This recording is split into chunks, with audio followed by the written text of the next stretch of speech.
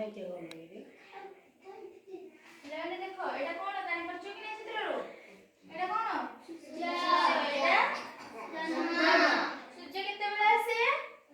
ସକାଳେ। ସୂର୍ଯ୍ୟୋଦୟ ହୁଏ ସକାଳେ, ତାହେଲେ ଜହ୍ନ ରାତିରେ। ତାହେଲେ ଆମେ ଗୋଟେ ଗୀତ ଗାଇବା ହେଲା। ସୂର୍ଯ୍ୟ ଜହ୍ନ ଭାଇ ଭଉଣୀ, ସୂର୍ଯ୍ୟ ଜହ୍ନ ଭାଇ ଭଉଣୀ, ସୂର୍ଯ୍ୟ ଜହ୍ନ ଭାଇ ଭଉଣୀ, ସୂର୍ଯ୍ୟ ଜହ୍ନ